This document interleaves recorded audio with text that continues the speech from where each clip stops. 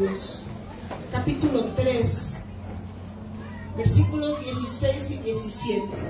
Primera de Corintios 3, 16 y 17, todos puestos de pie para honrar la palabra. ¿No saben que sois templos de Dios y que el Espíritu de Dios mora en ustedes? Si alguno destruye el templo de Dios, Dios le destruirá a él. Porque el templo de Dios, el cual son ustedes, santo es. Padre, gracias. Gracias te damos en esta hora, te bendecimos y te exaltamos, Rey. Muévete con toda libertad en este momento. Rompe cadenas y pudre yugos en el nombre de Jesús. Amén y amén. Sean todos bienvenidos, toma tu lugar. Es un gusto vernos este día. Qué bueno que estás aquí. Y bueno, el día de ayer tuvimos un incendio ahí en nuestra casa, su casa. Algunos la conocen, saben que estamos al final de la cañada y hay muchos árboles y hay mucho bosque. Y bueno, pues llegó un momento en el que nos acabamos de ir y empiezan a avisar que estaba prendido y que no sé qué. Varios vecinos fueron y empezaron trajeron una pipa y bueno, pues ya, todo bien, qué padre. Llegamos ya nosotros más tarde, pero el humo seguía y volvió a prenderse. Había mucho aire y brincó del área de la cañada al área donde están los fuegos y empezó a prenderse y bueno, fue una desesperación y empezamos todos, ya estábamos ahí, pues más, hicimos una cadena humana y empezamos a echar agua, botes y botes y botes. Era tanto el humo que llegaron los brigadistas, llegó bomberos y nosotros respirando todo eso. Pues pónganse cubrebocas, ¿verdad? Pero pues pónganse cubrebocas, pues ahí cubrebocas. Y bueno, pues ya llegó un momento en que los brigadistas nos dijeron váyanse, porque ya es mucho el tiempo que están aquí expuestos al humo, y váyanse. Nosotros nos quedamos, estamos esperando una pipa, llegaron otra vez bomberos y se quedaron. Ya era muy noche, ya no podíamos ver todo lo que se había quemado. Y hoy en la mañana me levanté temprano y fui. Y empecé a caminar por el lugar. Y recordé lo que supongo que sintió Nehemías y Esdras cuando llegaron y vieron la ciudad como estaba. Por ahí el reporte que da Nehemías al rey dice: la ciudad de Dios, los muros están derribados y sus puertas quemadas a fuego. Ese es el reporte. Yo podría decir, aquellos arbolitos que acabamos de plantar, aquella planta, aquel área, aquello, ya no está. Está derribado, está quemado, está feo. Y entiendo lo que Nehemías, lo de Esdras, lo que el pueblo de Dios sintió cuando se dieron cuenta de cómo estaba el lugar y la necesidad de restaurar y de reconstruir, la necesidad que ellos sintieron de queremos que vuelva a ser como era antes, queremos que vuelva a estar los muros levantados, las puertas impecables, ¿verdad? Queremos eso. Y dice la escritura que el rey envía a Nehemías con un equipo y los manda y les dice reconstruyan. Y empieza la reconstrucción. Y ya hemos hablado acerca de esto, ya hemos hablado acerca de cómo ellos empezaron a reconstruir. Con una mano tenían la espada. Los adolescentes, si está alguno por aquí, píquele ahí a un ladito que se incomode para que se vaya a su clase. Dice la escritura que con una mano tenían la espada y con otra tenían la pala, que no se quitaban la ropa ni siquiera para nada, solo para bañarse, pero ni para dormir ni nada, porque en cualquier momento sabían que venía el enemigo, el ejército enemigo, y querían detener la obra de Dios, la obra de reconstrucción de la ciudad de Dios. Y Y yo recordaba todo eso en el momento, en el ratito que caminé ahí por lo que estaba quemado.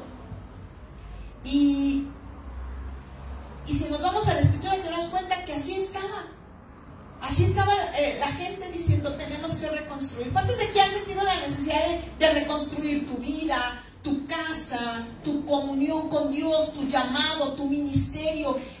Esa necesidad de tengo que reconstruir.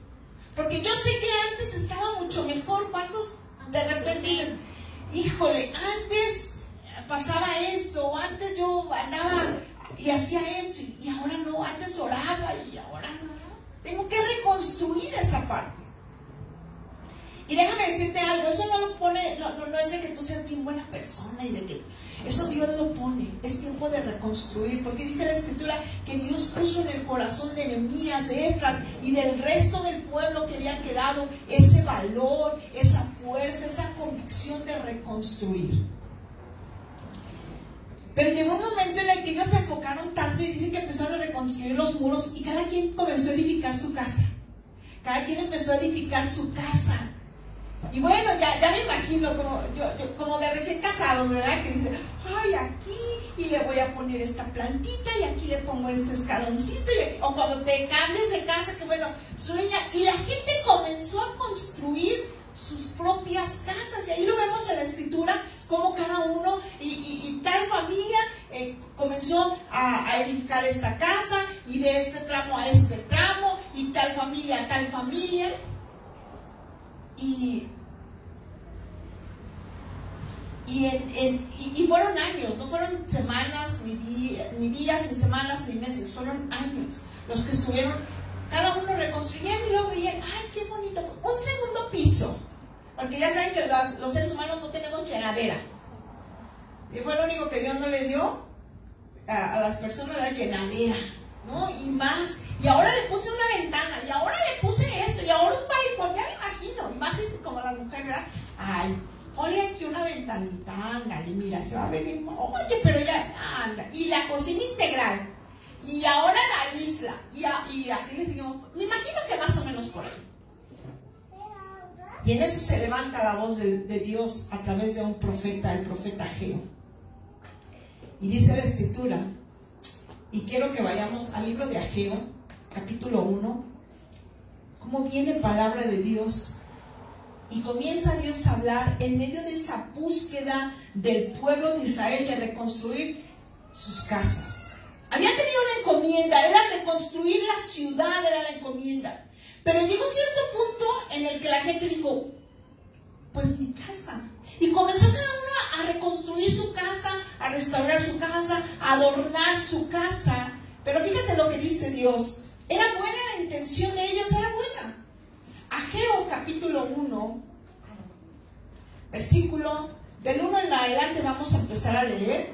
Dice: en el año segundo del rey Darío, en el mes sexto, en el primer día del mes, vino palabra de Jehová por medio del profeta Ageo a Zorobabel, hijo de Salatiel, gobernador de Judá, y a Josué, hijo de Josadac, sumo sacerdote, diciendo. ¿Estás de acuerdo? Que bien es especificado a quién iba esta palabra. Dijo: así ha hablado Jehová de los ejércitos, diciendo, este pueblo dice: no ha llegado aún el tiempo en que la casa de Jehová sea reedificada. Ellos estaban reedificando su casa y decían: no ha llegado el tiempo para edificar la casa de Jehová. No ha llegado el tiempo. Yo me imagino a Josué y a Zorobabel, que eran los líderes, los que iban delante del pueblo, los que estaban a cargo de esta situación, viendo el templo de Dios totalmente derribado. Porque si hubo algo en lo cual el rey Nabucodonosor y todo su ejército, que fueron los que destruyeron la ciudad de Jerusalén, en lo que se enfocaron en destruir fue el templo. Fue lo que más daño se causó en la ciudad de Jerusalén, fue el templo. Y volteaban y veían derribado, pero ya aquella casa muy bonita, muy construida. Entonces vino palabra de Jehová por medio del profeta Ageo por segunda vez diciendo: es para ustedes tiempo, para ustedes, de habitar en casas artesonadas, o sea, casas lujosas, casas muy arregladas. Y esta casa, mi casa, está vacía, está desierta. ¿Y de qué está hablando?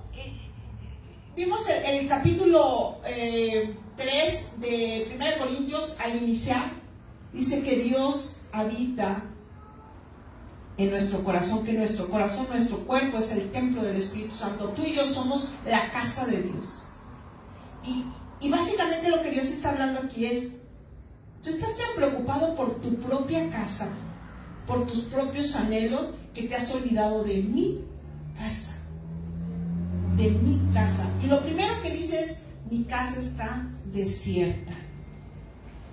Lo primero que el Espíritu de Dios confronta a la gente, al pueblo de Dios, es: está desierta. O sea, no está el Espíritu Santo. ¿Sabes por qué? Porque no podemos nosotros tener en ruinas una casa y pensar que alguien la puede habitar. ¿Estás de acuerdo? Nadie puede habitar una casa en ruinas donde la pared está caída, donde el muro está derribado, donde la vigas. O sea, por más buena intención, lo primero es cuando la casa de Dios, cuando nuestra vida, el templo del Dios viviente, no está reconstruido, está desierto. Ups. Uno de los pasajes más tristes de la Biblia es cuando dice que el Espíritu de Dios se había apartado de Sansón y Sansón nunca se dio cuenta. Sansón no sabía que ya no estaba el Espíritu de Dios. Por eso cuando vienen los filisteos y le cortan el pelo y todo, ya no estaba la fuerza, ya no estaba cómo defenderse. ¿Cómo está tu templo? Esta mañana quiero preguntarte, o quiero que juntos veamos cómo está el templo que una vez edificamos para Dios. ¿Sabes? Cuando venimos a Jesús, cuando le reconocemos como Señor y Salvador, Dios levanta en nuestra vida un templo para poder Él habitar. Algo que ayer en los bomberos decían era 3 factores claves para que el fuego haya avanzado y arrasado tan rápidamente con todo. Número 1 es la sequedad. Si estuviera húmedo, no se prende. ¿Cuántos saben esto? Estaba seco. Cuando nos secamos, ¿qué nos dice la Biblia? Jesús dijo: el que cree en mí, de su interior correrán ríos de agua viva. O sea, no habrá sequedad en el templo, en el corazón. ¿Cuál es la clave? El que cree en mí. ¿Sabes? Cuando nos secamos, cuando dejamos de creerle a Dios. Creer en Dios todos creemos en Dios. Sí, Dios existe. ¿Cuántos de aquí creen en Dios? Dios existe, claro.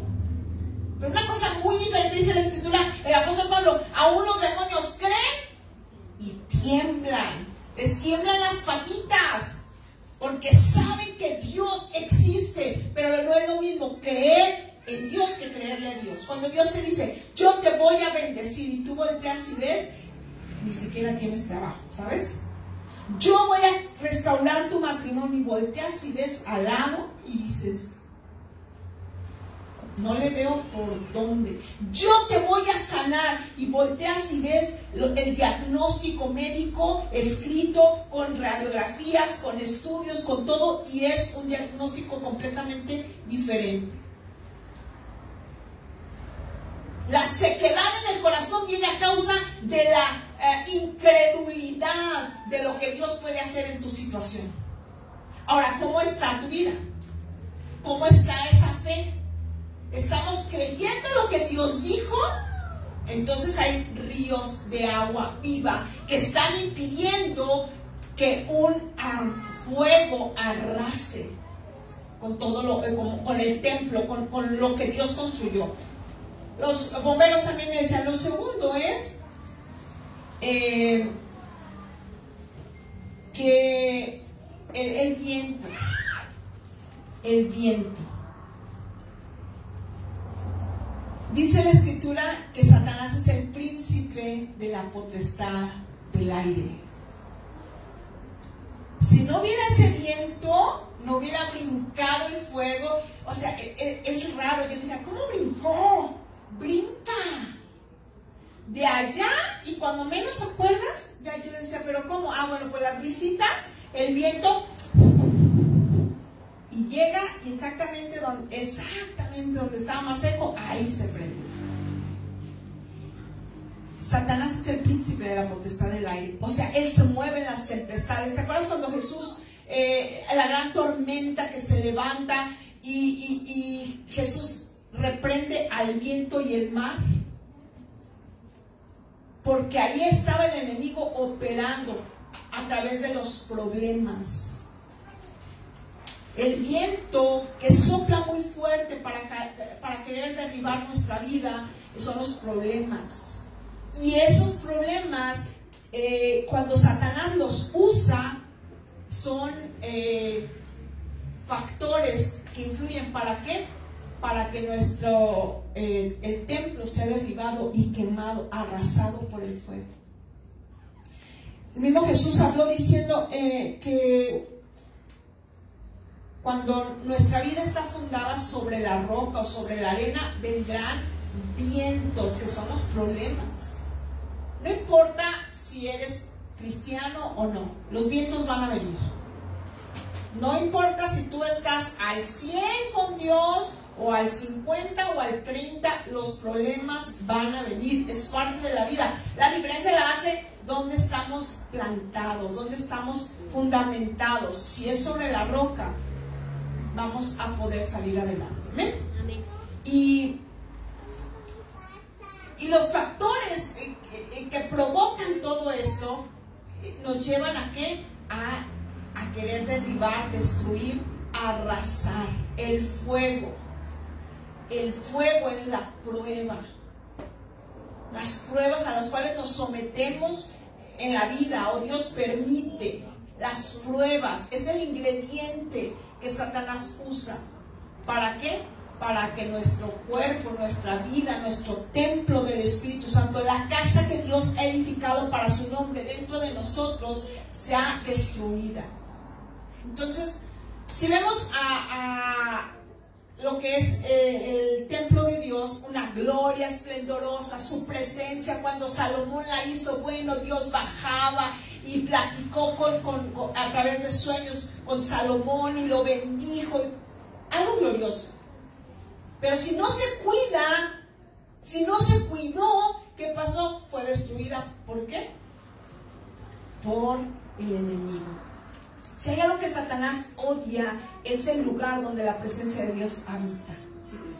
Si hay algo con lo que Satanás va a querer luchar, es con la vida, para que no haya esa comunión. ¿Qué pasaba? ¿Qué representaba el templo? La comunión entre la gente y Dios. La intimidad. Eso representa. Y eso es lo que Satanás no quiere que tengamos. Esa comunión, esa intimidad. Entonces, retomo a Ageo. Dice que el pueblo ya se había olvidado. Ya pasaban y veían que estaba derribado el templo, pero pues era algo. Y ellos seguían, continuaban arreglando su casa. Tú y yo nos hemos ocupado en nuestra casa. Y ojo con esto, yo no estoy diciendo que es pecado. Tenemos cosas que arreglar, ¿sí o no es cierto? Tenemos cosas en las cuales enfocarnos. Hay muchas cosas, pero nos hemos olvidado de la principal, es el templo. Una ciudad, la ciudad de David, la ciudad de Jerusalén, la base era el templo. El templo era el centro. Y luego las casas. Lo que el pueblo de Dios debía hacer era edificar el templo, porque eso representaba la presencia de Dios para ayudarles en todo lo demás. Pero se fueron olvidando y comenzaron cada uno a edificar su propia casa, a reconstruir su propia casa. Y tiene que venir Dios y confrontar, como creo que esta mañana lo está haciendo contigo y conmigo. ¿Cómo está mi casa? Dice Dios. Tu casa yo ya la vi, yo ya sé. Compraste sala nueva, pintaste la pared de la entrada, pusiste pasto.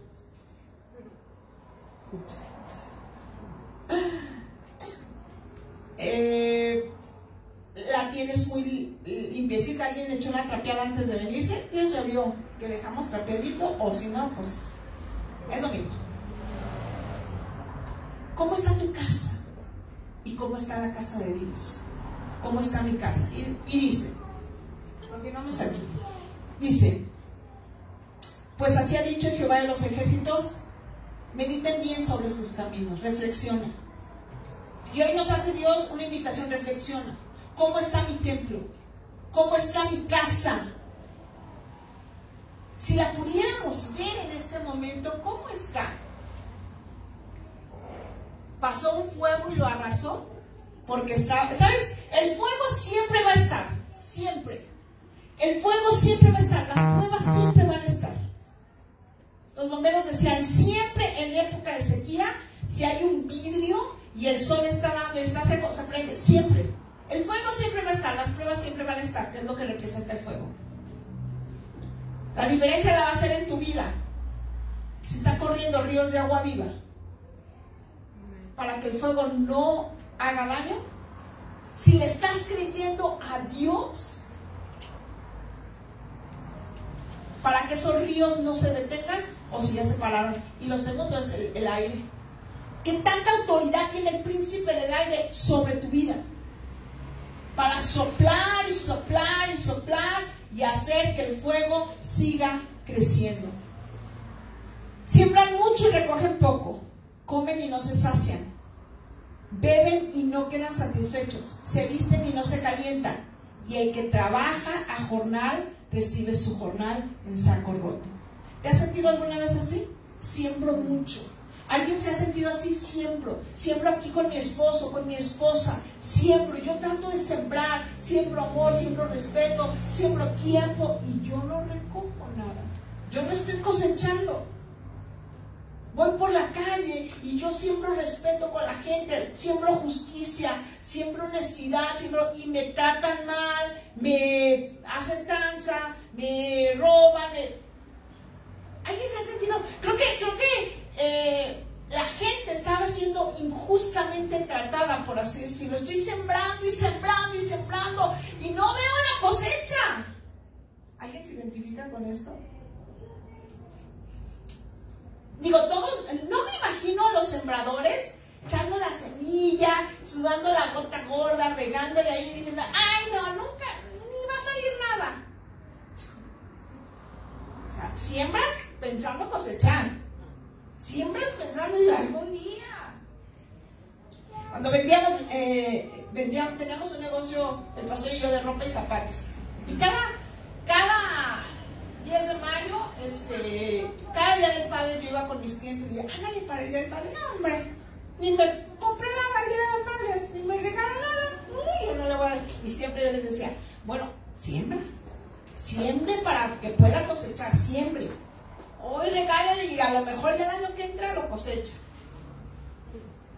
Y algunas dicen, ay, pues sí.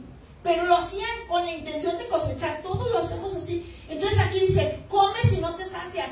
Bebes y no quedas satisfecho. Siembras y mucho y cosechas muy poco. Y si trabajas te pagan bien poquito. Es como si te pagaran a cuántos en la quincena y dices, ¿en qué se me fue? Llevo 3 días y ya no traemos. Se me fue el dinero. ¿En qué? Ay, ya me acordé de las pestañas. Ay, ya me acordé, y empieza uno a acordarse, ¿verdad? De detallitos, pero a pesar de que dicen, no hubo ni pestañas, no hubo ni siquiera me fui a los tacos. Era pagar. ¿Dónde se quedó el dinero?